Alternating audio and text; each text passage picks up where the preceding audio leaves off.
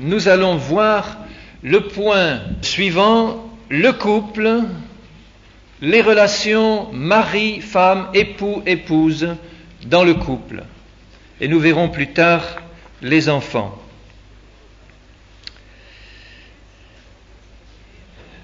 La seule relation de couple voulue par le Seigneur, c'est une relation de couple dans le mariage.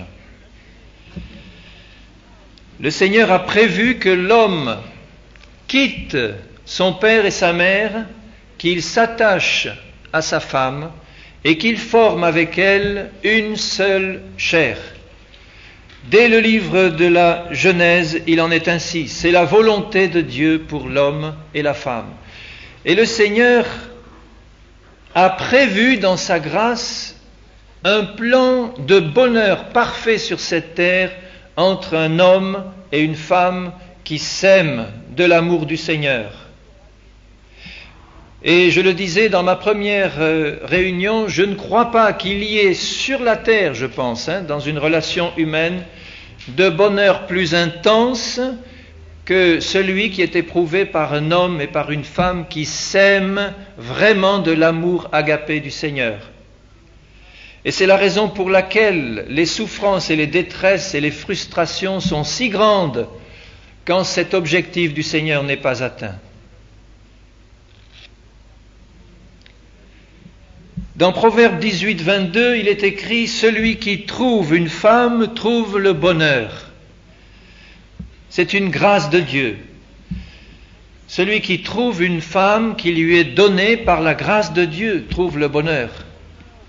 Donc notre femme ou notre mari doit être celui ou celle que nous a destiné le Seigneur. On ne se marie donc pas sur un coup de tête ou parce qu'on a un coup de foudre immédiat. Cela peut ouvrir la porte à une union véritable et durable jusqu'à la fin de la vie. Il y a des gens qui se sont rencontrés comme cela, mais en général, il vaut mieux se méfier, il vaut mieux laisser le Seigneur nous convaincre qu'il s'agit du bon ou de la bonne partenaire. Mais il y a vraiment une joie et un bonheur intense prévus dans le plan de Dieu pour cette union de l'homme et de la femme. Et quand le mari ou la femme ou les deux prient le Seigneur dans ce sens, « Seigneur, bénis mon foyer, mon union avec mon mari ou ma femme pour que je vive ce bonheur que tu as prévu pour moi », nous prions selon la volonté de Dieu. Et quand nous prions selon la volonté de Dieu, il nous écoute. Il nous écoute. Quand vous lisez le livre du Cantique des Cantiques, c'est un merveilleux poème d'amour entre un homme et une femme. Il y a aussi une signification spirituelle de l'union entre Jésus et son Église. Mais c'est aussi, au premier sens littéral, un merveilleux poème d'amour entre un homme et une femme. Et je voudrais vous lire quelques versets de ce Cantique des Cantiques, au chapitre 4, verset 1. C'est l'homme qui parle. Salomon. « Que tu es belle, mon ami, que tu es belle. Tes yeux sont des colombes derrière ton voile. Tes cheveux sont comme un troupeau de chèvres suspendus au flanc de la montagne de Galaad. » Et un peu plus loin, au verset 10, « Que de charme dans ton amour, ma sœur, ma fiancée. Comme ton amour vaut mieux que le vin, et combien tes parfums sont plus suaves que tous les aromates. » Et un peu plus loin, il dit au verset 12, « Tu es un jardin fermé, ma sœur, ma fiancée, une source fermée, une fontaine scellée. » Rien de plus agréable qu'un jardin fermé avec une fontaine au milieu, un jardin personnel, rempli de belles fleurs, de belles plantes odorantes, où nous avons seuls le droit d'entrer et de profiter de ces choses merveilleuses qui nous entourent. Et là, dans tout ce cantique des cantiques, nous voyons l'amour d'un homme pour une femme et d'une femme pour un homme. Mon bien-aimé est à moi, je suis à lui, tu es à moi. On voit cette relation aussi que le Seigneur veut établir spirituellement entre une épouse pure, sans ride ni tache, et un fiancé, un époux céleste, dans la sainteté, dans la pureté incorruptible de l'amour divin.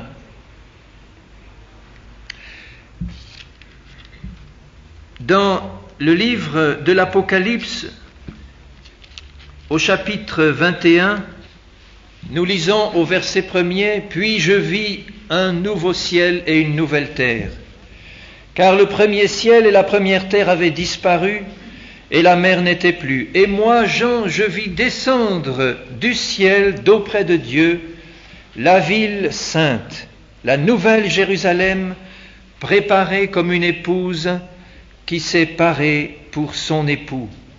Et j'entendis du ciel une forte voix qui disait « Voici le tabernacle de Dieu avec les hommes. » L'épouse du Seigneur, la nouvelle Jérusalem, l'Église vivante de la vie du Seigneur, pure, sainte, qui descend du haut du ciel, qui réjouit le cœur de son Dieu par sa sainteté.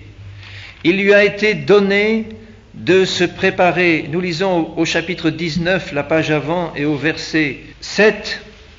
« Réjouissons-nous et soyons dans l'allégresse et donnons-lui gloire, car les noces de l'agneau sont venues et son épouse s'est préparée.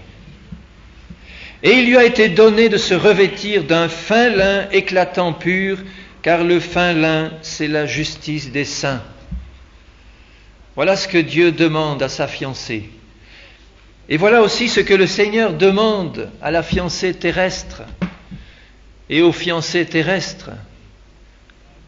Le mariage est quelque chose de sacré pour le Seigneur. L'union d'un homme et d'une femme, c'est quelque chose de sacré, un engagement pour toujours devant Dieu. Et cela se prépare. Et cela se garde. Comme c'est beau, ce que Dieu a prévu pour l'homme et la femme qu'il a créés.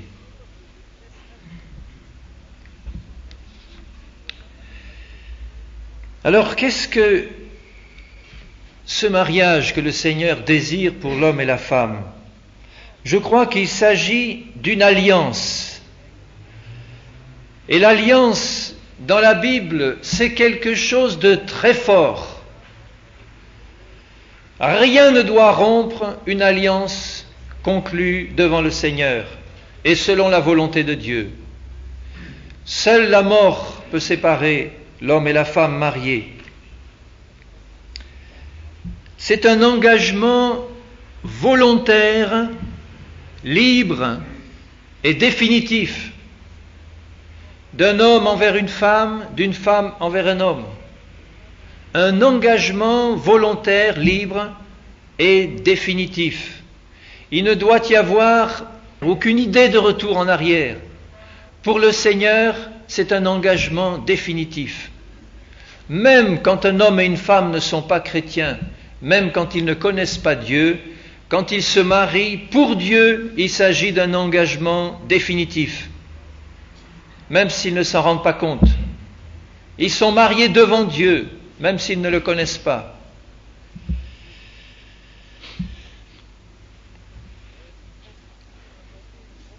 Si nous lisons dans Ésaïe 61, 10, comment le Seigneur parle des fiançailles. Le mariage se prépare par des fiançailles. On n'est pas obligé de faire un bon repas familial pour se fiancer, mais il y a un engagement d'un jeune homme, d'une jeune femme, un engagement d'une promesse de mariage dans les fiançailles. Et chez les Juifs, dans la Bible, les fiançailles étaient quelque chose d'extrêmement fort, très proche du mariage. Quand un homme se fiançait, quand une femme se fiançait, ils étaient promis l'un à l'autre et normalement rien ne devait briser cette promesse de mariage, sauf un événement vraiment extraordinaire et inattendu, comme dans le cas de Marie et de Joseph, où Joseph voulait briser ses fiançailles parce qu'il s'est aperçu que sa fiancée était enceinte. Mais ce sont des choses exceptionnelles. Les fiançailles étaient destinées à faire meilleure connaissance et à préparer l'union définitive du mariage. Et je ne sais pas si j'ai eu l'occasion de vous le dire ici, mais la coutume juive, même maintenant, du mariage est extraordinaire parce que les fiançailles se font en général autour d'un an avant le mariage et pendant toute la durée de ces fiançailles, les fiancés se préparent activement à ce temps du mariage où ils vont être unis pour toujours. Ils s'y préparent et sur tous les plans, spirituels, matériels. La fiancée prépare son trousseau, le fiancé prépare sa maison, etc. Ils s'y préparent, ils se connaissent mieux. Et la coutume juive veut que le fiancé ne prévienne pas sa fiancée du jour où il viendra la prendre comme épouse. Et en général, il vient la nuit. Et la fiancée le sait. Et elle se prépare et elle l'attend. Et quand le fiancé vient frapper à sa porte, une certaine nuit, elle est prête. Son trousseau est prêt. Et elle est prête à partir avec son fiancé. C'est une coutume juive, mais c'est extraordinaire comme image par rapport à Christ et à l'Église. Nous sommes fiancés à un seul époux qui un jour viendra nous chercher, et il viendra comme un voleur dans la nuit, et il nous dit « Veillez et priez ». Soyons prêts en tant qu'épouse, préparés pour le Seigneur. Soyons prêts, revêtons-nous des œuvres justes des saints, préparons notre trousseau spirituel, le fiancé viendra sans prévenir, mais nous ne serons pas surpris, nous serons prêts. Alors ces fiançailles sont destinées à la préparation du mariage, et dans Ésaïe 61, au verset 10, il nous montre la joie de cette union du fiancé et de la fiancée. Je me réjouirai en l'Éternel, mon âme sera ravie d'allégresse en mon Dieu, car il m'a revêtu des vêtements du salut, il m'a couvert du manteau de la délivrance, comme le fiancé s'orne d'un diadème, comme la fiancée se pare de ses joyaux. Ils se sont préparés, les fiancés. Et un peu plus loin, toujours dans Ésaïe 62, 4, on ne te nommera plus délaissé, on ne nommera plus ta terre désolation, mais on t'appellera mon plaisir en elle, et l'on appellera ta terre épouse. Car l'Éternel met son plaisir en toi, et ta terre aura un époux comme un jeune homme s'unit à une vierge, ainsi tes fils s'uniront à toi. Et comme la fiancée fait la joie de son fiancé, ainsi tu feras la joie de ton Dieu. La fiancée fait la joie de son fiancé, et inversement. Et ils se préparent, ils apprennent à se connaître, ils préparent ce moment où ils seront unis pour toujours devant Dieu. Et cette préparation ne doit pas se faire n'importe comment.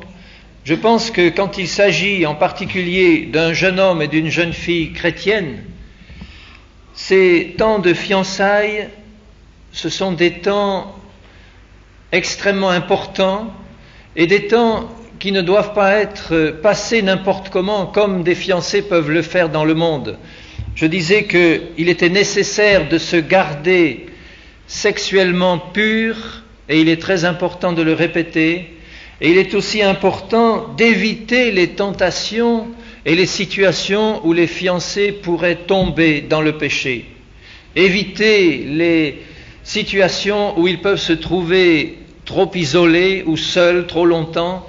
Éviter les situations où il pourrait même y avoir une apparence de péché, où l'un passerait la nuit chez l'autre et inversement. Ce sont des choses qui ternissent le témoignage chrétien.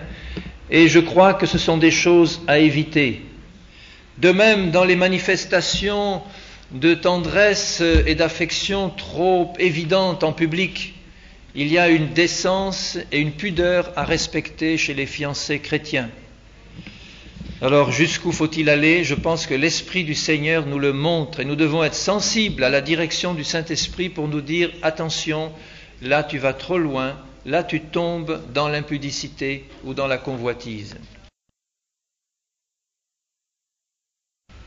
En tant que chrétiens, nous ne devons nous fiancer ou nous marier évidemment qu'avec un autre chrétien. J'insiste sur ce point, c'est quelque chose de très important. Ne nous imaginons pas que nous pouvons nous marier d'abord en espérant amener le conjoint au Seigneur s'il ne l'est pas. Nous allons au-devant de grandes difficultés parce que tout d'abord nous désobéissons à la parole de Dieu. Quand le Seigneur dit que nous ne devons pas nous mettre avec des infidèles sous un joug étranger, cela concerne aussi et en premier lieu le conjoint. Toute autre association d'ailleurs, qu'elle soit commerciale ou autre, un chrétien ne doit pas s'associer avec un non-chrétien sous peine de désobéir au Seigneur et de ne pas attirer la bénédiction de Dieu sur lui. Donc dans le cas du mariage, c'est quelque chose de fondamental. Ne pas s'associer avec quelqu'un qui n'est pas fidèle. Quelle communion y a-t-il entre la lumière et les ténèbres, entre Christ et Bélial, c'est-à-dire Satan? L'apôtre Paul assimile le chrétien à Christ, assimile le non-chrétien à Bélial, à la lumière et aux ténèbres. Peut-il y avoir une communion possible entre les deux? Et bien des échecs seraient évités si les jeunes chrétiens veillaient à cela. Attendre que le non-converti se convertisse vraiment avant d'espérer un lien quelconque de fiançailles ou de mariage. Nos fiancés se marient et je voudrais, en ce qui concerne les relations de couple, commencer par parler de ce que le Seigneur désire dans son plan parfait. Et puis nous verrons après les problèmes particuliers qui peuvent se poser lorsque le plan parfait de Dieu justement n'est pas respecté, soit par l'un, par l'autre ou par les deux conjoints. Et je vous propose de lire en premier un passage dans Éphésiens chapitre 5 à partir du verset 22. En ce qui concerne les relations mari-femme, nous retrouvons le même principe établi par Dieu dans les relations entre hommes et femmes en général. C'est-à-dire que nous retrouvons ce principe spirituel de la hiérarchie spirituelle que Dieu veut établir entre l'homme et la femme, entre le mari et l'épouse, dans l'amour du Seigneur. Verset 22, « Femmes, soyez soumises à vos maris comme au Seigneur, car le mari est le chef de la femme comme Christ est le chef de l'Église qui est son corps et dont il est le Sauveur. Or, de même que l'Église est soumise à Christ, les femmes aussi doivent l'être à leur mari en toutes choses. » Quand le Seigneur dit quelque chose, il veut dire ce qu'il veut dire. Et s'il demande aux femmes chrétiennes d'être soumises à leur mari en toutes choses, c'est qu'il veut bien dire en toutes choses. Mais il dit être soumise, c'est-à-dire que c'est une attitude de cœur, la soumission. Et je vais distinguer la soumission de l'obéissance aveugle. Ce que le Seigneur demande, ce n'est pas une obéissance aveugle, c'est une soumission en toutes choses. Et la limite, c'est la parole de Dieu qui l'établit. Car si le mari était soit incroyant, ou soit chrétien, rétrograde ou vivant dans le péché, et s'il devait demander à sa femme de faire quelque chose que la parole de Dieu interdit, à ce moment-là, le devoir de la femme, c'est de lui dire avec amour, avec tendresse, « Non, mon chéri, je suis chrétienne, tu l'es aussi et tu devrais le savoir, je ne peux pas te suivre sur ce terrain. parce que c'est le terrain du péché et je veux rester pure devant le Seigneur. Mais elle le fait dans un esprit de soumission, c'est-à-dire sans révolte, sans colère, sans rébellion. C'est l'esprit de rébellion qui est dans le monde, l'esprit de contestation. Il n'en est pas ainsi dans l'Église du Seigneur. L'épouse reste soumise, elle reste dans la douceur, elle ne se révolte pas, elle ne commence pas à se rebeller contre son mari. Elle lui dit simplement avec douceur mais fermeté, « Je ne te suivrai pas sur ce terrain. Je reste fidèle à mon Dieu, je suis soumise à toi, je ne me rebelle pas contre toi, mais je ne veux pas te suivre sur le terrain du péché. » Et nous verrons quelques exemples tout à l'heure. Donc cette soumission est demandée par le Seigneur à la femme, à l'épouse, vis-à-vis de son mari. Et nous verrons dans Pierre un autre texte en ce qui concerne ceux qui sont d'un caractère difficile. Mais il ajoute aussitôt au verset 25, « Marie, aimez vos femmes comme Christ a aimé l'Église et s'est livré lui-même pour elle afin de la sanctifier. » Alors, nous les maris, est-ce que nous aimons nos épouses comme Christ a aimé l'Église? Et il est bon de nous rappeler un moment la manière dont Jésus a aimé l'Église. Comment a-t-il aimé l'Église? En acceptant de se dépouiller de sa puissance manifestée dans les cieux pour venir habiter humblement dans un simple corps d'homme, pour s'humilier lui-même et se comporter comme un serviteur. Je suis venu comme un serviteur, le serviteur de tous. Il a lavé les pieds à ses disciples, mais il est allé plus loin, il est allé jusqu'à la croix, jusqu'au don de sa vie pour nous sauver et d'accepter cette mort infamante de la croix par amour pour son Église, par amour pour ceux qu'il allait sauver. Il a donné sa vie. Et nous, les maris, je crois que notre problème, c'est celui-là, celui de l'égoïsme. Parce que pour aimer nos femmes comme Christ a aimé l'Église, il faut être rempli du même esprit que celui de Jésus-Christ, l'esprit de service, l'esprit de sacrifice de soi et de sa propre vie, par amour pour son épouse. Et ça implique aussi que, dans certains cas, le mari accepte de renoncer à ses droits d'autorité pour que sa femme, soit inconvertie, soit qui ne marche pas dans une vie vraiment spirituelle, puisse être vraiment gagnée par l'exemple de son mari. Il aurait le droit d'exercer son autorité pour demander la soumission de son épouse, mais dans certains cas, quand évidemment la parole de Dieu et quand le péché n'est pas en jeu, il accepte de renoncer à cette décision autoritaire qu'il aurait pu faire respecter par amour pour sa femme et pour lui faire comprendre certaines choses. Et je me rappelle un exemple qui m'avait été cité pour un petit cas tout banal, mais vous pouvez l'appliquer à des problèmes plus importants. C'est une femme qui n'aimait pas les animaux dans sa maison, le mari aimait énormément les chats, et elle ne les aimait pas. Et il en voulait un.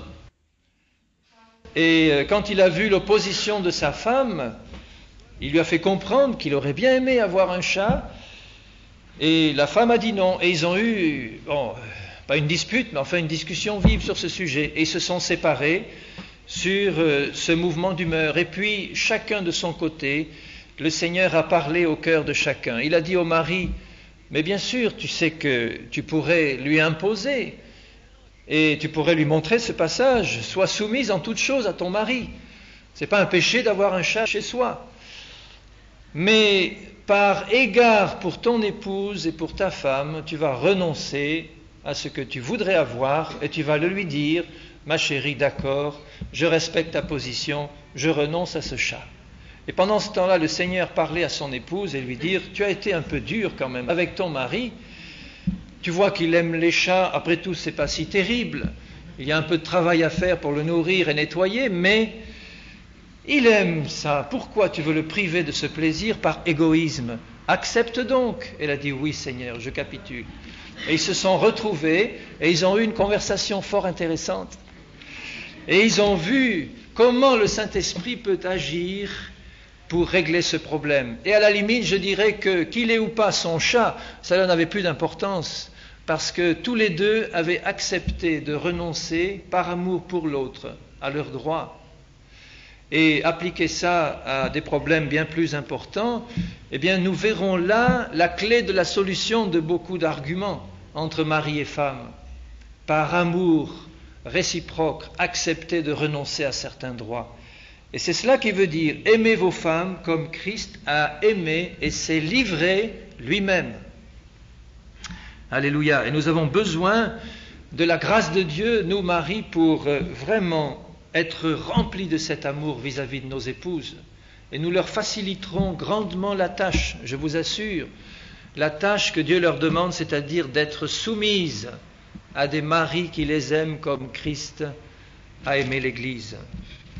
Et dans un autre passage, dans Colossiens 3, verset 18, il reprend la même idée. « Femmes, soyez soumises à vos maris comme il convient dans le Seigneur. » C'est une chose convenable, c'est-à-dire qui fait plaisir au Seigneur, qu'une épouse soit soumise à son mari.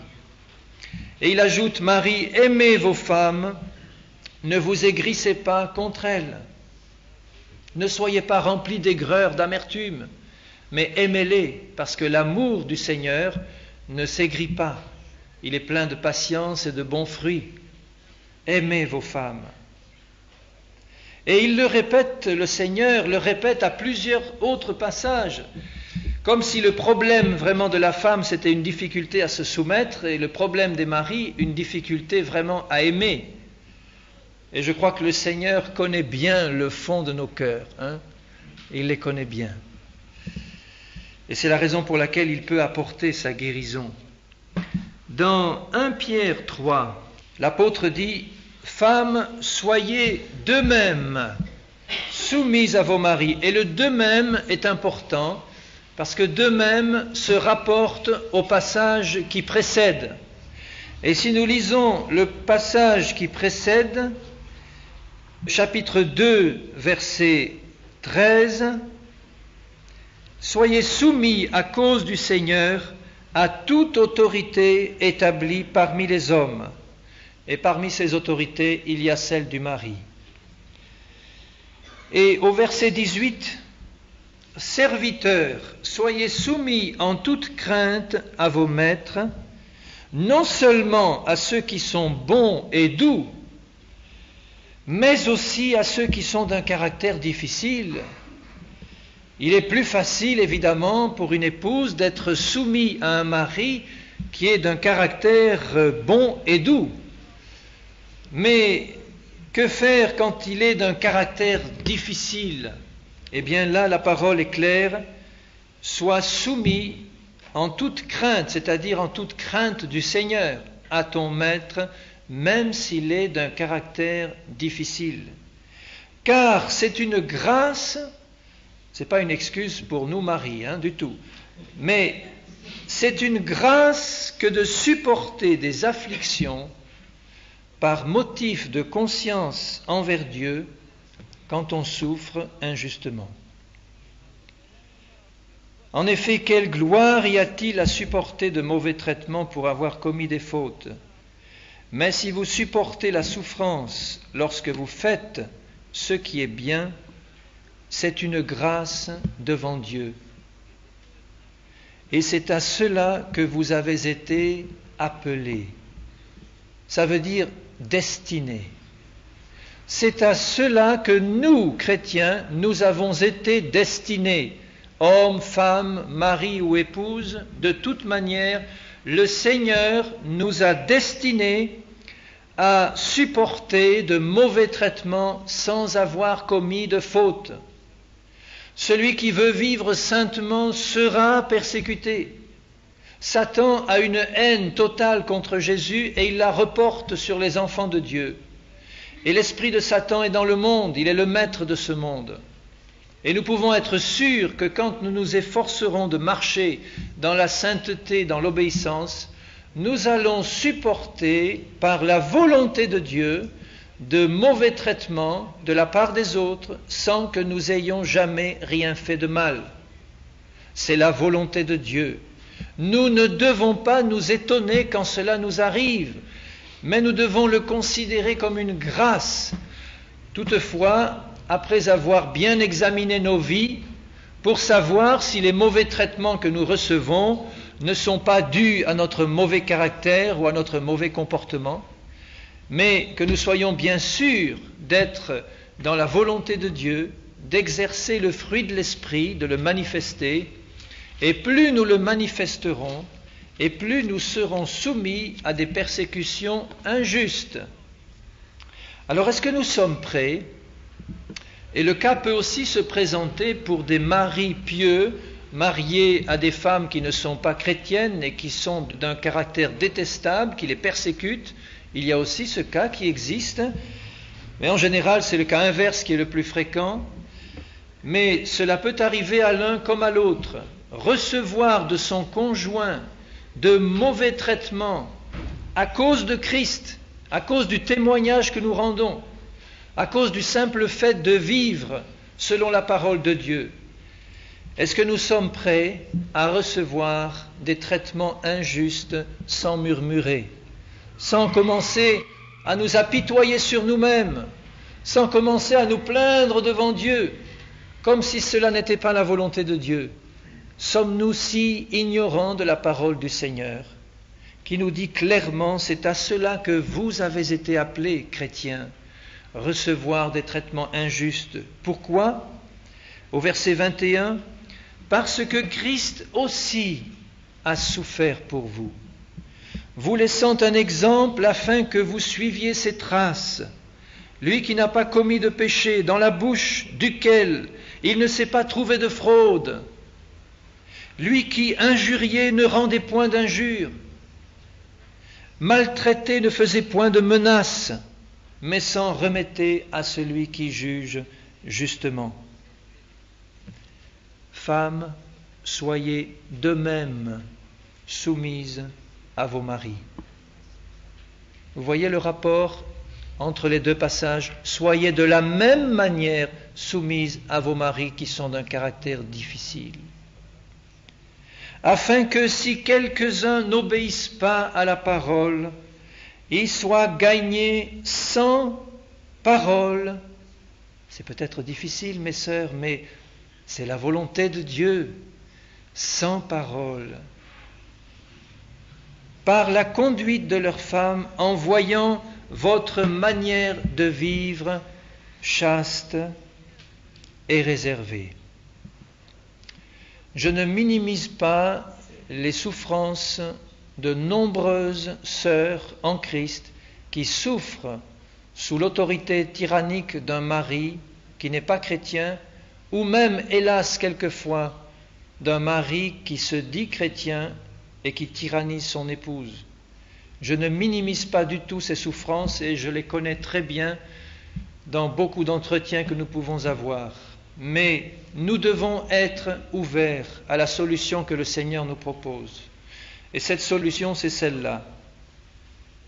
Être sans parole, dans une conduite chaste, pure et réservée, pour gagner sans parole les maris qui sont d'un caractère difficile. Et au verset 4, il dit « Ayez la parure intérieure et cachée dans le cœur ». Elle n'est pas cachée pour Dieu, cette parure. Elle est peut-être cachée aux yeux des hommes, mais elle brille comme un diamant aux yeux du Seigneur. Cette parure cachée dans le cœur, la pureté incorruptible d'un esprit doux et paisible, qui est d'un grand prix devant Dieu. Ayez comme Moïse les yeux fixés sur la rémunération qu'il attendait. Il y aura un jour où toutes les choses cachées seront mises à nu devant tous. Il y aura un jour où chacun nous aurons à rendre compte de chacune de nos paroles, dit Jésus, de chacun de nos actes, de chacune de nos pensées. Que nous soyons chrétiens ou non, nous aurons à en rendre compte. Nous éviterons le jugement éternel si nous sommes chrétiens. Mais il y a dans le ciel des récompenses. Et nous pourrons être sauvés comme au travers du feu, mais voir toutes nos œuvres brûlées par le feu du Saint-Esprit au jour du jugement, parce qu'elles n'auront pas été faites dans le Seigneur. Nous n'aurons pas construit avec de l'or, avec du diamant, et nous aurons construit avec de la paille. Ici, nous voyons un diamant merveilleux, une parure incorruptible, un esprit doux et paisible qui est d'un grand prix devant Dieu. Alors, mes sœurs bien-aimées qui souffrez, consolez-vous dans ces paroles et sachez que le Seigneur est pour vous si vous acceptez de renoncer à vos droits, de rester soumises devant vos maris tyrans, de continuer à intercéder pour eux, à les aimer dans le Seigneur, à leur faire du bien. Et je réalise que ce ne sont pas des choses faciles, mais ce sont des choses pour lesquelles vous pouvez compter sur l'appui total de l'agneau de Dieu qui a donné sa vie pour les hommes. Vous pouvez compter sur l'appui total du Père Céleste qui juge d'un grand prix devant ses yeux l'attitude que vous aurez devant vos maris. Et c'est ainsi que vous les gagnerez, car c'est bien là le but, n'est-ce pas? Les gagner à Christ. Vous les gagnerez de cette manière, parce que c'est la parole de Dieu qui le dit. Ainsi se paraient autrefois les saintes femmes qui espéraient en Dieu, soumises à leur mari comme Sarah qui obéissait à Abraham et l'appelait son Seigneur. C'est d'elles que vous êtes devenues les filles en faisant ce qui est bien sans vous laisser troubler par aucune crainte. L'amour parfait, dit le Seigneur, chasse la crainte. Si nous avons cette crainte dans le cœur, dans nos relations avec notre conjoint, c'est que nous ne sommes pas encore dans l'amour parfait. Que peut-il nous faire? Nous enlever la vie? Même nous tuer? Mais qu'est-ce que cela peut nous enlever devant le Seigneur? Nous n'avons rien à craindre de ceux qui nous persécutent. Nous n'avons qu'à craindre de désobéir au Père des esprits qui juge chacun.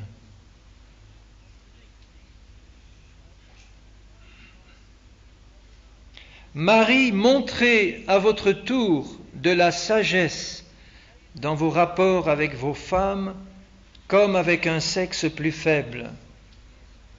Montrez de la sagesse. C'est-à-dire, la sagesse de Dieu, c'est le fait de savoir ce qu'il faut dire, ce qu'il faut faire au bon moment. Manques-tu de sagesse, dit l'apôtre Jacques, demande-la à Dieu, qui donne à tous simplement, et elle te sera donnée, sans reproche. Donc nous n'avons, nous, aucune excuse de manquer de sagesse dans nos rapports avec nos épouses. Si nous en manquons, demandons-la à Dieu, et recevons-la avec foi. Seigneur, je crie à toi, je manque de sagesse, je le confesse. Je ne sais souvent pas ce qu'il faut faire avec mon épouse ou j'agis de travers, je parle de travers. Donne-moi ta sagesse, Seigneur, au nom de Jésus. Et j'en fais un sujet de prière constante et persévérante. Et je verrai la sagesse de Dieu se manifester dans ma vie, dans mon comportement envers mon épouse, dans mes rapports avec ma femme. Honorez-les, comme devant aussi hériter avec vous de la grâce de la vie. Et c'est en ce sens-là qu'il n'y a en Dieu, en Jésus, ni homme ni femme. C'est que nous sommes tous un en Christ, nous héritons tous de la même vie éternelle. Honorez-les. Qu'il en soit ainsi afin que rien ne vienne faire obstacle à vos prières. Et mes bien-aimés collègues maris, il y a sans doute pour certains d'entre vous des prières qui n'ont jamais été exaucées parce que jusqu'ici vous avez refusé d'honorer votre femme. Et qu'est-ce que ça veut dire honorer son épouse? Ça veut dire lui rendre honneur. lui rendre honneur, ne pas parler mal d'elle en public, ne pas la diminuer en public, ne pas lui porter tort en public. Nous la déshonorons si c'est le cas. L'amour couvre toutes les fautes, mais nous devons l'honorer, reconnaître publiquement ses mérites, la louer même, la remercier, l'honorer, lui rendre honneur.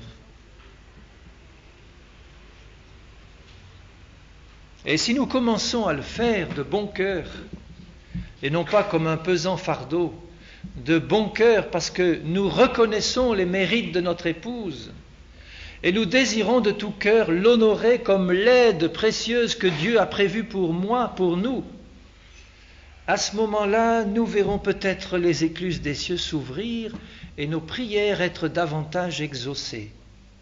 Parce que je vous assure que quand Dieu ferme une porte, personne ne peut l'ouvrir. Et ce ne sont ni les cris, ni les supplications, ni les jeûnes, ni les prières qui feront ouvrir une porte si toi, Marie, tu continues à ne pas honorer ta femme.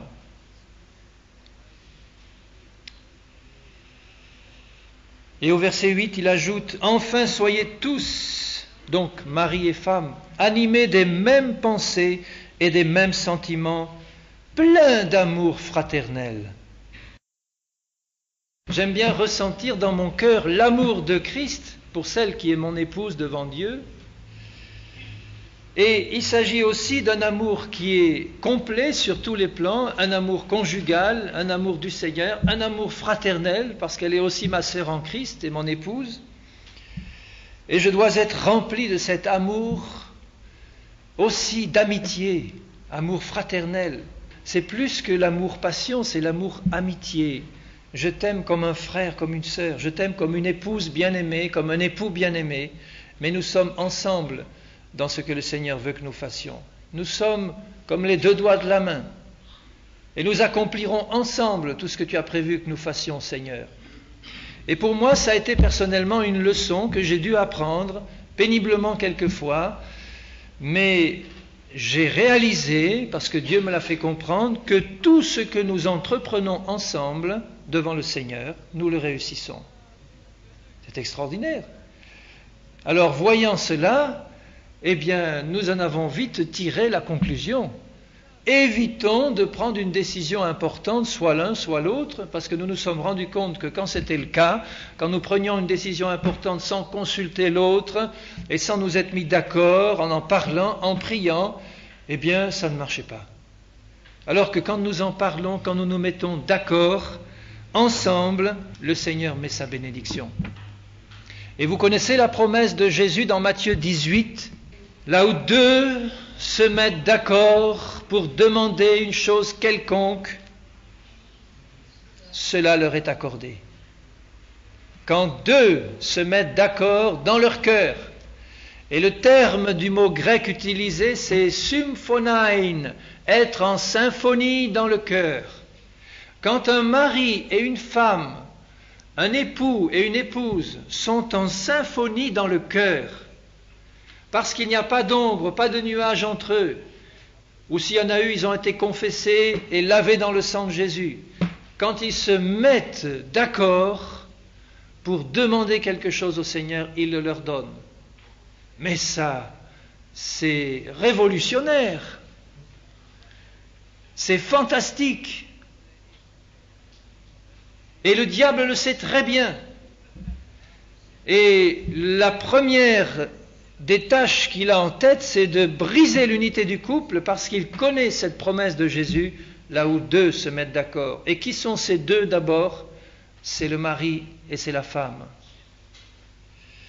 Alors soyons en symphonie avec notre époux et notre épouse. Ayons ce but devant les yeux, être en symphonie, chacun sur son ton différent, mais les deux en harmonie. Et là, notre prière a de la puissance devant Dieu.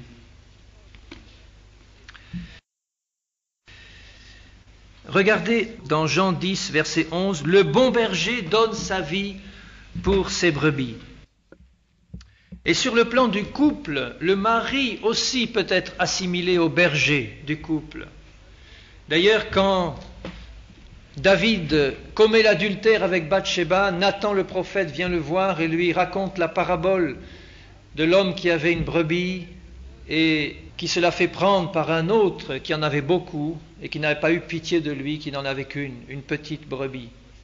Et je crois que le mari est aussi le berger de son épouse et de son foyer. Et voyez ce que Jésus dit, le mari donne sa vie pour ses brebis. Il est animé de cet esprit de service de Jésus. Dans 1 Corinthiens 10, versets 23 et 24, il est dit aussi « Tout est permis, mais tout n'est pas utile. Tout est permis, mais tout n'édifie pas. Que personne ne cherche son propre intérêt, mais que chacun cherche celui d'autrui. » Et dans un couple, quand le mari attache son cœur à chercher l'intérêt de son épouse, et que l'épouse attache son cœur à chercher l'intérêt de son époux, mais c'est le jardin d'Éden, c'est le paradis sur terre. À plus forte raison quand dans une église, les frères et les sœurs cherchent les intérêts les uns des autres. C'est formidable. Un serviteur de Dieu disait un jour, quand tout le monde sert, tout le monde est servi. Et c'est vrai. Quand dans une église, tout le monde a le souci de servir les autres, tout le monde sera servi. Et dans un couple, il en est de même. Quand nous attachons notre cœur à faire du bien, à examiner les besoins spirituels avant tout de notre épouse ou de notre époux, et à essayer d'y répondre dans la lumière que Dieu nous donne, quelle joie dans le cœur de Dieu et quelle bénédiction sur le foyer. Le Seigneur nous demande de le faire même pour nos ennemis. C'est le signe de la perfection dans le sermon sur la montagne. Quand Jésus dit « Soyez parfaits comme votre Père céleste est parfait », il le dit dans le contexte du verset où il dit « Priez pour vos ennemis, faites du bien à ceux qui vous persécutent, c'est ainsi que vous serez vraiment les fils et les filles de votre Père céleste. » Soyez parfaits, il conclut, comme votre Père céleste est parfait. Il est bon pour les méchants et pour les bons. Et c'est cet esprit-là qui doit nous animer. Est-ce que nous sommes décidés à le faire, oui ou non? Parce que ce n'est pas à tout de le comprendre, ce n'est pas tout de l'accepter, mais le plus important, c'est de le mettre en pratique. C'est de le faire concrètement. Est-ce que nous sommes décidés à le faire? Il y va de la gloire de Dieu, il y va du salut des perdus. Parce que Jésus a dit dans la prière de Jean 17, « Père, je te prie pour qu'ils soient un, comme nous sommes un, afin que le monde croie que tu m'as envoyé. » Et quand, au début de la Genèse, le Seigneur dit, l'homme quittera son père et sa mère, il s'attachera à sa femme et ils formeront une seule chair. Ils seront un. Et Jésus aussi fait cette prière au Père en pensant au couple, qu'ils soient un, pour que le monde croie, pour que les voisins se convertissent, qu'ils soient un et qu'ils manifestent entre eux l'amour merveilleux du Seigneur. Alors maintenant, nous allons voir quelques problèmes particuliers. Et il y en a tellement. J'ai repris certains cas parmi les plus fréquents. Un problème particulier se trouve quand l'un des deux conjoints est chrétien et l'autre ne l'est pas. C'est le cas d'un couple qui ne connaissait pas le Seigneur et l'un se convertit après son mariage. Nous lisons dans 1 Corinthiens 7 ce que dit le Seigneur au verset 12. « Aux autres, ce n'est pas le Seigneur, c'est moi qui dis, si un frère a une femme non croyante et qu'elle consente à habiter avec lui, qu'il ne la répudie point. Si une femme a un mari non croyant et qu'il consent à habiter avec elle, qu'elle ne répudie point son mari, c'est-à-dire qu'elle ne le chasse pas ou qu'il ne la chasse pas. Car le mari non croyant est sanctifié, mis de côté, mis à part, sanctifié par la femme, et la femme non croyante est sanctifiée par le mari. Autrement, vos enfants seraient impurs, tandis que maintenant ils sont saints. Donc dans le cas d'un mari ou d'une femme qui ne serait pas au Seigneur, si son conjoint est au Seigneur, il a déjà l'assurance que le simple fait d'être chrétien sanctifie son conjoint non chrétien et sanctifie les enfants. Ils sont mis à part pour Dieu, et Dieu peut agir au travers du conjoint chrétien pour toucher le cœur du conjoint non chrétien. Et c'est la raison pour laquelle il demande ici précisément de ne pas se séparer s'il est possible. Et dans cette attente de la conversion du non-chrétien, le Seigneur nous demande de faire ce que je disais tout à l'heure, c'est-à-dire de manifester le fruit de l'Esprit, de continuer à intercéder dans la prière, de rester s'il le faut dans le silence et de manifester l'amour du Seigneur pour le conjoint qui n'est pas converti. Et c'est ainsi qu'il sera gagné. En ce qui concerne un conjoint qui vit dans le péché, bon, c'est un peu le cas du conjoint non chrétien, mais là, allons un peu plus loin, c'est un conjoint non chrétien, mais qui vit ouvertement dans un péché grossier, ou qui serait membre d'une secte dangereuse, ou qui serait même possédé, démonisé, ou qui serait même un sataniste. Ça existe aussi. Eh bien, le principe spirituel doit être le même. Pour l'épouse, soumission, mais pas d'obéissance aveugle. Tant qu'il est possible, rester ensemble, et s'il n'est pas possible, dans certains cas que je viens de citer, il peut y avoir une nécessité de séparation momentanée quand le problème devient vraiment aigu et que pour un temps, il faut une mise à part de côté. Mais tant qu'il est possible, et je crois que le Seigneur est avec nous pour rendre la chose possible, le Seigneur dit que toi, chrétienne, tu ne cherches pas à te séparer de ton mari. Si lui se sépare, qu'il le fasse, tu ne peux pas le retenir. Mais toi, ne te sépare pas de celui qui n'est pas chrétien. Et je pense que dans les cas les plus extrêmes, c'est le non-chrétien qui ne pourra pas supporter et qui se séparera lui-même. Mais le Seigneur nous demande d'obéir à sa parole, de rester soumis à sa parole et d'intercéder dans la prière, dans le jeûne s'il le faut, pour que ces démons, pour que ces esprits soient liés et que le Seigneur dans son secours nous accorde la délivrance dont il a besoin. Mais ce sont des cas très difficiles. Si le mari appartient à une secte, l'épouse chrétienne fidèle doit évidemment tracer des limites précises. Elle n'est pas autorisée par le Seigneur à participer aux activités et aux croyants de cette secte, bien évidemment. Donc il faudra qu'elle ait toute la sagesse du Seigneur pour dire calmement à son mari, non, jusque-là, mais pas plus loin, je ne peux pas participer à ces activités qui ne sont pas du Seigneur. Mais je t'aime et j'intercède pour toi.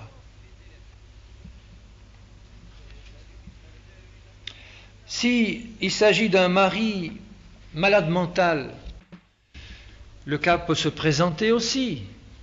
Un homme qui est à moitié fou, qui veut faire des choses insensées à son épouse, ce sont des cas extrêmement difficiles et l'épouse a besoin dans ce cas-là d'une église qui intercède et qui prie avec elle pour que ce malade mental qui est bien souvent démonisé, la plupart des maladies mentales sont souvent causées par des liens démoniaques qu'il faut briser au nom de Jésus. Eh bien, dans ce cas-là, il s'agit d'un combat spirituel intense et la sœur qui est dans ce combat ne peut pas rester seule. Elle doit partager ce combat avec des frères et des sœurs en Christ, des conducteurs spirituels, et tous ensemble jeûner, prier, lier ces esprits et intercéder pour que le Seigneur se manifeste avec puissance. Mais il s'agit là d'un combat spirituel. Et la solution n'est pas de demander un divorce ou de partir. Ça ne réglera rien. La solution, c'est de compter sur l'intervention toute puissante du Seigneur, à qui tous les esprits sont soumis, et de compter sur l'autorité que le Seigneur nous donne. En mon nom, vous marcherez sur les serpents et les scorpions, et rien ne pourra vous nuire. Et il s'agit d'un combat qui peut être long. Et dans ce combat, nous avons besoin de nous revêtir des armes du Seigneur, de ne pas être seuls, de partager ce fardeau avec nos frères et nos sœurs, et de nous engager résolument dans un combat victorieux. Car nous avons des promesses pour la famille, nous avons des promesses pour le conjoint, et il n'y a pas de raison que le Seigneur ne réponde pas à ces promesses, si nous faisons ce que nous avons à faire. Mais je ne dis pas que ce sont des choses faciles, ce sont des combats très durs. Ce qu'il faut éviter à tout prix, que ce soit l'un ou l'autre, c'est de tomber dans ces péchés qui nous enveloppent si facilement. Dans le cas où le conjoint n'est pas au Seigneur et dans le cas où il est d'un caractère si difficile. Et les péchés les plus fréquents sont les suivants. Je vous en donne une courte liste parce que ce sont les plus fréquents.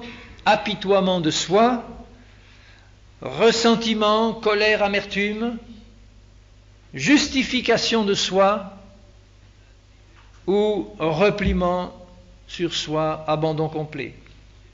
Ce sont des péchés. Le découragement n'est pas un péché. On peut être découragé à l'extrême, ou comme Paul dire qu'il désespérait même de conserver la vie tellement ses épreuves étaient grandes. Mais se replier sur soi dans une attitude négative, incrédule, en disant c'est impossible, je n'arriverai jamais à résoudre ce problème, c'est fini. Ça, c'est un péché devant Dieu. Parce que le Seigneur est fidèle, il est puissant et il a fait des promesses. Évitons donc de nous apitoyer sur nos souffrances, car c'est une grâce devant Dieu si nous n'avons rien fait de mal. Évitons le ressentiment, l'amertume, la colère, qui sont des péchés devant Dieu. Évitons la justification de soi. Ah, tu as tort et moi j'ai raison, je vais te le prouver. Supportons plutôt de mauvais traitements injustes, sans rien dire. Et évitons de nous replier sur nous-mêmes, de nous enfermer dans notre coquille, de tomber dans la dépression, d'accepter toutes les pensées négatives que le diable va mettre en nous pour nous faire chuter. Le Seigneur veut des combattants et des vainqueurs. Il le dit dans l'Apocalypse à 7 reprises, aux 7 églises, à celui qui vaincra, non pas de notre propre force, nous n'en avons aucune, mais de la force toute puissante que donne le Seigneur à ses bien-aimés. Nous pouvons compter sur sa force, et quand il est parlé de victoire, il est parlé de combat. Et dans la Bible, les combats que nous avons à mener ne sont jamais des combats faciles. Ce sont toujours des combats intenses, car nous n'avons pas à lutter contre des hommes, nous n'avons pas à lutter contre notre mari infidèle ou notre femme infidèle. Nous avons à lutter contre des esprits, des dominations, des autorités de ce monde de ténèbres. Et pour cela, nous devons être revêtus des armes de Dieu. Pour cela, nous devons être remplis du Saint-Esprit. Pour cela, nous devons être remplis de la soumission au Seigneur. Et à ce moment-là, le Seigneur nous donnera sa victoire qu'il a déjà remportée. À celui qui vaincra, qui sera fidèle, qui mettra en pratique ma parole, je lui donnerai tout ce qu'il a à nous donner dans Apocalypse. Alors consolons-nous avec ces paroles, si nous sommes dans une difficulté intense, un problème de couple qui n'arrive pas à se régler, sachons que la plus grande crainte que nous ayons à avoir, c'est de perdre dans cette épreuve notre communion avec Dieu. En nous laissant aller à toutes sortes de péchés, d'apitoiement, de crainte, de colère ou d'amertume, nous devons à tout prix garder notre communion avec Dieu, cultiver notre communion avec Dieu pour pouvoir recevoir dans ce combat si dur tout le secours dont nous avons besoin, la solution qu'il nous faut, la délivrance pour notre conjoint et sa conversion. Le Seigneur compte sur notre fidélité. Il compte sur notre fidélité. Et quand nous voyons les récompenses qui nous attendent, et la récompense la plus grande, n'est-ce pas, de s'entendre dire « Entre, bon et fidèle serviteur, dans la joie de ton maître ». J'aimerais aussi parler d'un point particulier qui est quand même très important. Je voudrais parler, en ce qui concerne les relations de couple, du domaine sexuel. Parce que j'ai pu remarquer, et certainement beaucoup d'entre vous aussi ont pu le remarquer, qu'il y avait dans ce domaine des problèmes importants, y compris dans les foyers chrétiens. Alors j'aimerais juste sur ce point donner quelques précisions, y compris ce que la parole de Dieu nous donne sur ce plan-là. Et je vous propose de lire dans 1 Corinthiens 7, au verset 3, 1 Corinthiens 7, ce que nous dit le Seigneur à ce sujet. Quand le Seigneur a dit à Adam et Ève, avant la chute, l'homme quittera son père et sa mère, il s'attachera à sa femme et ils formeront une seule chair. Et dans le plan aussi de bonheur que le Seigneur a prévu pour le couple, il y a aussi l'harmonie et l'équilibre sur le plan sexuel, comme sur le plan spirituel et sur le plan psychologique. Et l'apôtre Paul dit aux chrétiens de Corinthe, donc à nous tous, chrétiens, au verset 1er, « Pour ce qui concerne les choses dont vous m'avez écrit, je pense qu'il est bon pour l'homme de ne point toucher de femme, toutefois pour éviter l'impudicité, que chacun ait sa femme et que chaque femme ait son mari. Que le mari rende à sa femme ce qu'il lui doit, et que la femme agisse de même envers son mari. La femme n'a pas autorité sur son propre corps, mais c'est le mari. Et pareillement, le mari n'a pas autorité sur son propre corps, mais c'est la femme. Ne vous privez point l'un de l'autre, si ce n'est d'un commun accord pour un temps, afin de vaquer à la prière. Puis retournez ensemble, de peur que Satan ne vous tente par votre incontinence. Je dis cela par condescendance, je n'en fais pas un ordre. » Donc il donne un conseil, mais un conseil inspiré par l'Esprit du Seigneur, que le mari rende à sa femme ce qu'il lui doit, et inversement.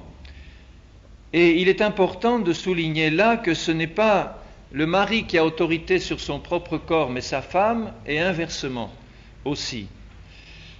Cela veut dire que le mari a des devoirs envers son épouse, la femme en a aussi envers son mari, mais tout cela doit se faire toujours dans l'amour et dans la sagesse du Seigneur. C'est-à-dire que l'un comme l'autre ne doit pas se refuser sexuellement à l'autre lorsque son partenaire le désire. Cependant, y compris dans des foyers chrétiens, et je connais personnellement un exemple tout récent, il y a des occasions où la femme se refuse pour une raison ou une autre. Et dans ce cas-là, il est conseillé au mari de ne pas user de son droit d'autorité, mais d'essayer de comprendre pourquoi son épouse se refuse. Et dans beaucoup de cas, si elle se refuse, ce n'est pas simplement par caprice, c'est parce qu'il y a un problème profond. Et c'est au mari à aider son épouse à résoudre ce problème, et inversement aussi, bien entendu. Et dans le cas que je connais, il s'agit d'une chrétienne mariée, divorcée une fois, remariée, divorcée une deuxième fois, remariée une troisième fois avec un chrétien, et actuellement le couple traverse une grande crise. Elle se refuse absolument à son mari, elle est complètement frigide et le mari traverse lui-même une épreuve très difficile parce qu'il n'arrive pas à comprendre ce qui se passe.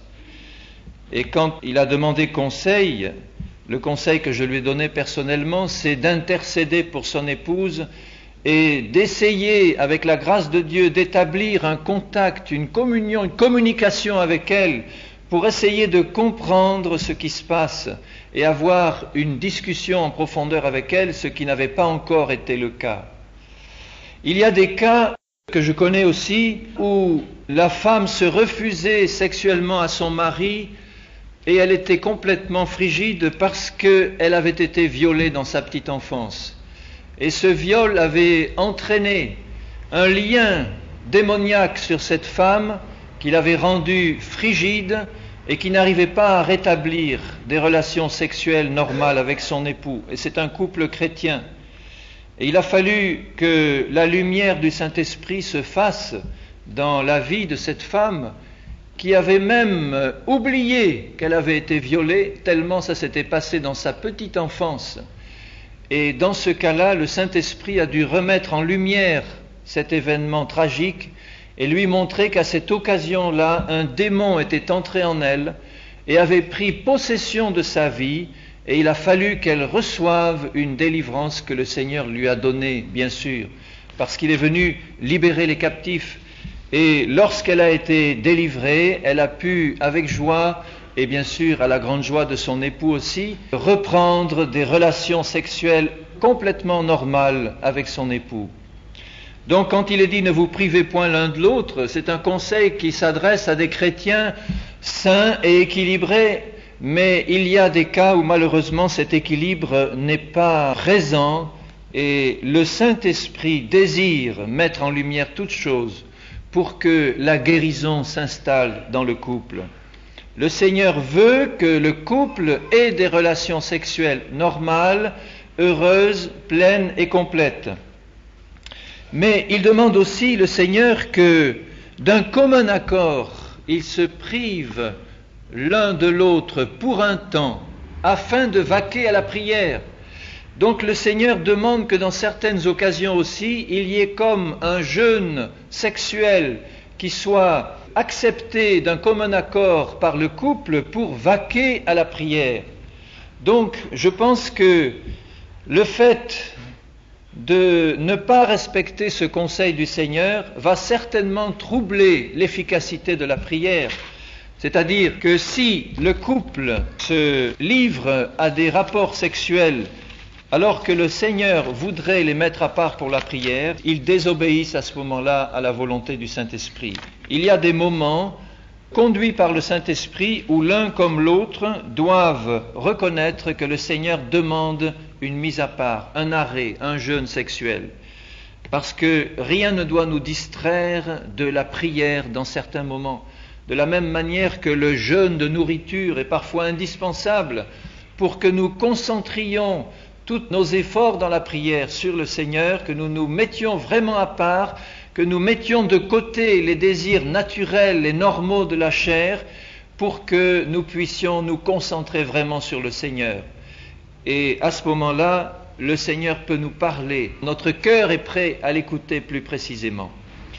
Et je crois qu'il faut accepter qu'à certains moments, le mari et la femme, d'un commun accord, se privent de relations sexuelles pour vaquer à la prière. Il y a aussi un point important dans Hébreux 13, 4, en ce qui concerne les relations sexuelles. Hébreux 13, verset 4.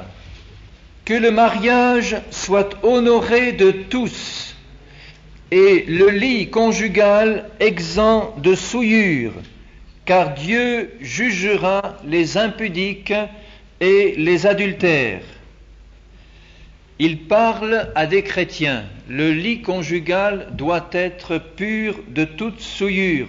Et le Seigneur indique deux souillures précises, l'impudicité et l'adultère. Il est évident que le mariage chrétien doit être absolument pur de ces deux souillures. Et je parlerai de manière plus approfondie de l'adultère à un autre moment, ultérieurement. Mais en ce qui concerne l'impudicité, je crois qu'il est important de souligner que dans les relations sexuelles entre couples, on ne doit pas faire n'importe quoi entre chrétiens. Et ce n'est pas parce que nous sommes mariés, mari et femme, même chrétiens, ce n'est pas pour cela que nous avons la permission de faire n'importe quoi. Il y a des relations sexuelles, des attitudes sexuelles qui sont des abominations dans un couple chrétien. Il faut le dire.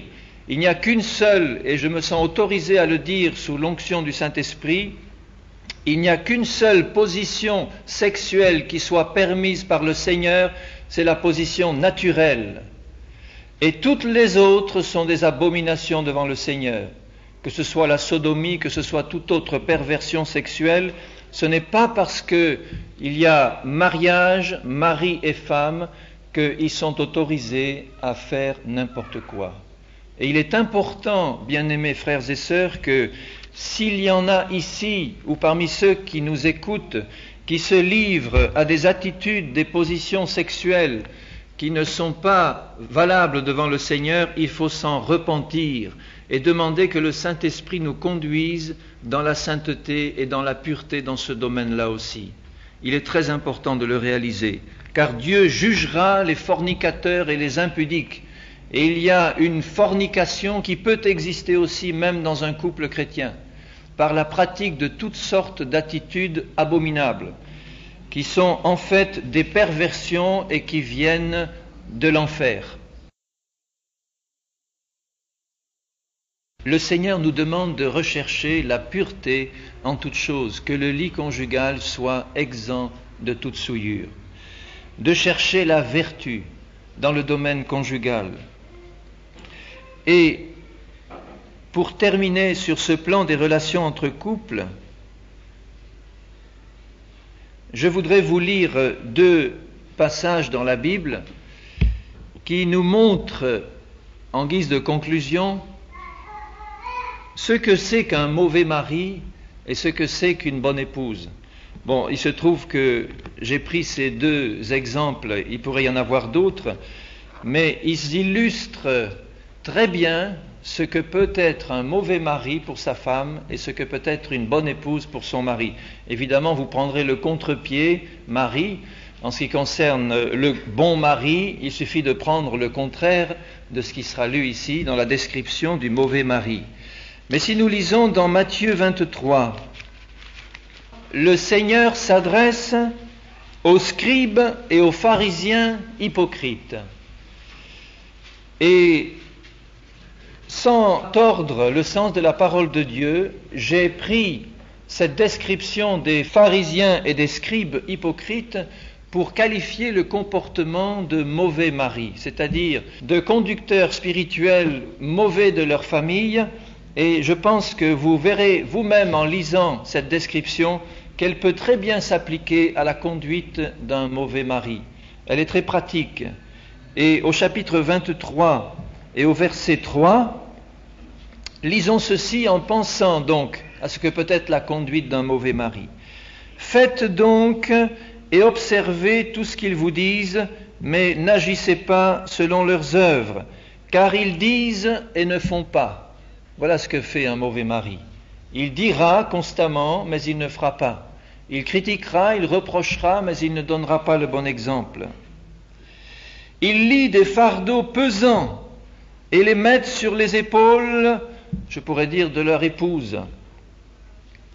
Mais ils ne veulent pas les remuer du doigt. Ils font toutes leurs actions pour être vus des hommes.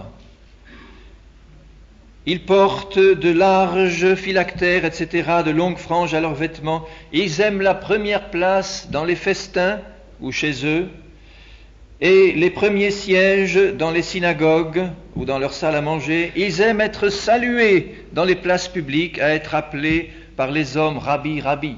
Le mauvais mari aime bien être reconnu à l'extérieur de chez lui, mais vous ne vous faites pas appeler rabbi, c'est-à-dire directeur, car vous n'avez qu'un maître qui est le Christ.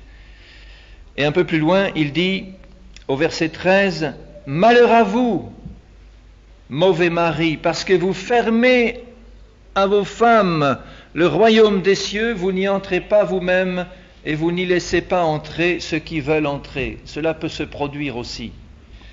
Malheur à vous, parce que vous dévorez les maisons des veuves et que vous faites pour l'apparence de longues prières. À cause de cela, vous serez jugés plus sévèrement. Au verset 16, malheur à vous, conducteurs aveugles, qui dites, si quelqu'un jure par le temple, ce n'est rien, si quelqu'un jure par l'or du temple, il est engagé. Insensé et aveugle. Lequel est le plus grand, l'or ou le temple qui sanctifie l'or? Ne sommes-nous pas le temple aussi du Saint-Esprit? Si quelqu'un, dites-vous encore, jure par l'autel, ce n'est rien. Mais si quelqu'un jure par l'offrande qui est sur l'autel, il est engagé, aveugle.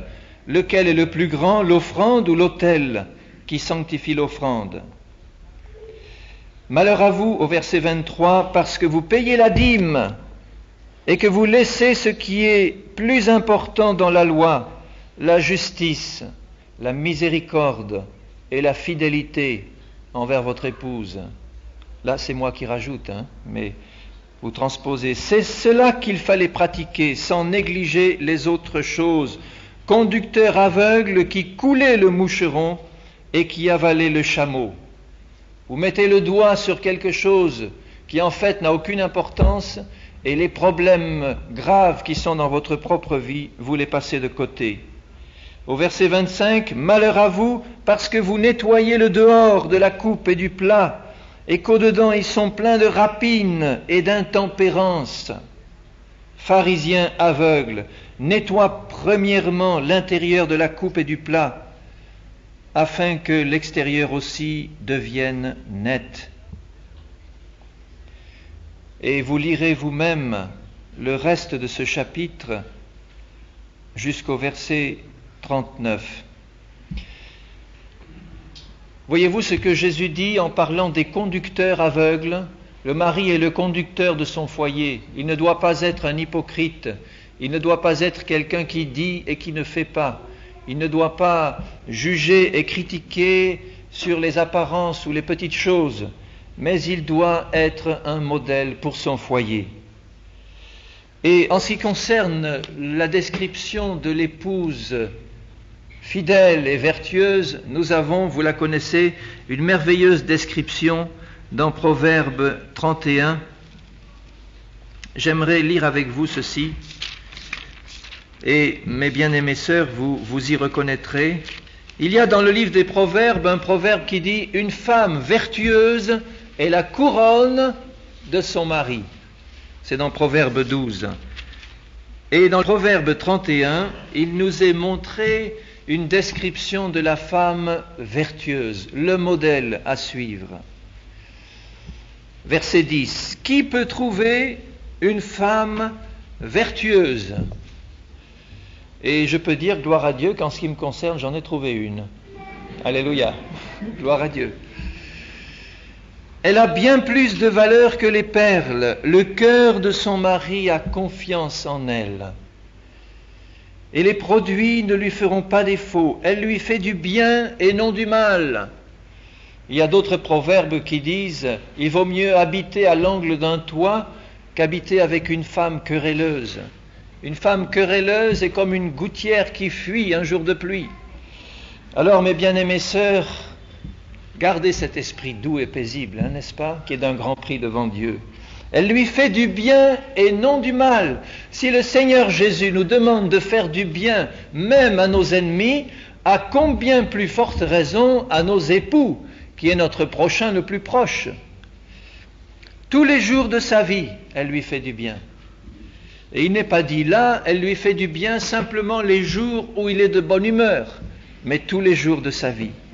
Elle se procure de la laine et du lin, elle travaille d'une main joyeuse. Elle est comme un navire marchand, elle amène son pain de loin. Elle se lève lorsqu'il est encore nuit. Elle donne de la nourriture à sa maison et la tâche à ses servantes. Nous dirions aujourd'hui à ses machines. Elle pense à un champ et elle l'acquiert. Du fruit de son travail, elle plante une vigne. Elle ceint de force ses reins et elle affermit ses bras.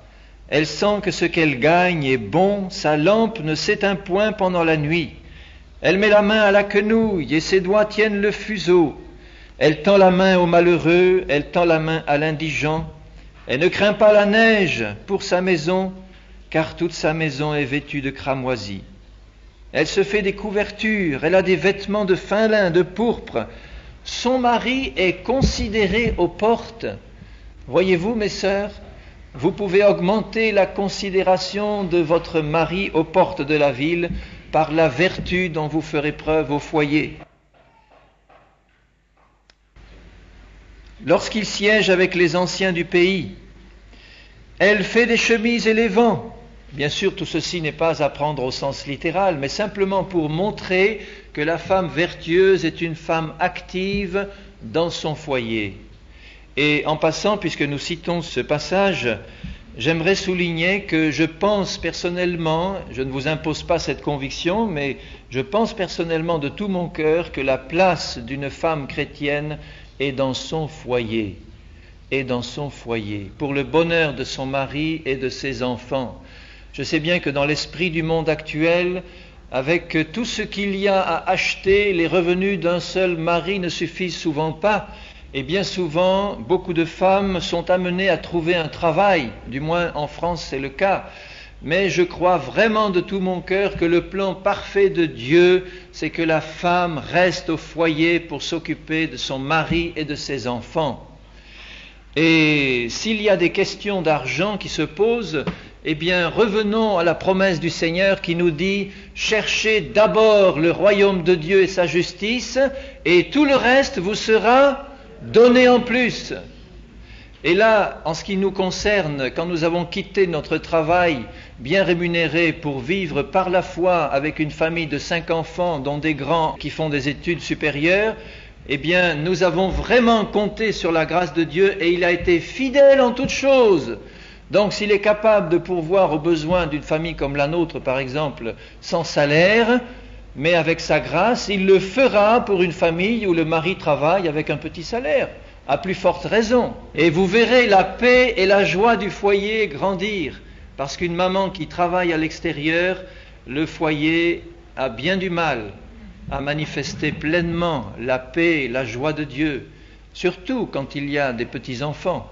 Bien sûr, quand il n'y a pas d'enfants ou que les parents, par exemple, travaillent ensemble à l'œuvre du Seigneur ou à autre chose, il y a des circonstances particulières, mais comme règle générale, surtout quand il y a des enfants en bas âge, la maman devrait rester au foyer pour animer le foyer, en faire un nid doux pour son mari et ses enfants et manifester pleinement la volonté du Seigneur.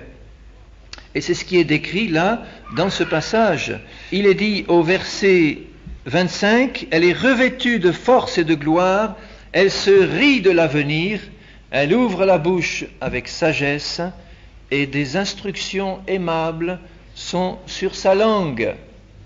Elle veille sur ce qui se passe dans sa maison, elle ne mange pas le pain de paresse, ses fils se lèvent et la disent heureuse. Son mari se lève et lui donne des louanges. » Voilà une manière d'honorer aussi sa femme, lui donner des louanges. « Plusieurs filles ont une conduite vertueuse, mais toi, tu les surpasses toutes. » Et un proverbe qui est très important, le verset 30, « La grâce est trompeuse, la beauté est vaine. La femme qui craint l'Éternel est celle qui sera louée par le Seigneur, par son mari et par tous ceux qui l'entourent. Récompensez-la du fruit de son travail, parce qu'il y a une récompense. Et si le Seigneur dit lui-même récompensez-la, c'est que lui aussi a une récompense en réserve. Et qu'aux portes, ses œuvres la louent, et aux portes du ciel, ses œuvres aussi la loueront. Alléluia. Alors, ne suivons pas le modèle du mauvais mari, évidemment, mais prenons le contre-pied, mais suivons le modèle de la femme vertueuse, et la gloire de Dieu se manifestera dans les relations du couple. Alors, en terminant sur ce point, je voudrais dire en conclusion que la lecture de tous ces passages nous montre évidemment que bien souvent le plan parfait de Dieu n'est pas respecté dans le couple.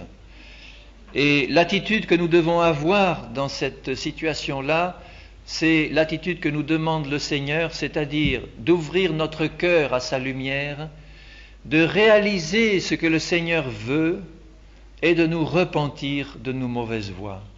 Si mon peuple sur qui est invoqué mon nom s'humilie, prie et cherche ma face, et s'il se détourne de ses mauvaises voies, je l'exaucerai du ciel, je pardonnerai son péché et je guérirai son pays.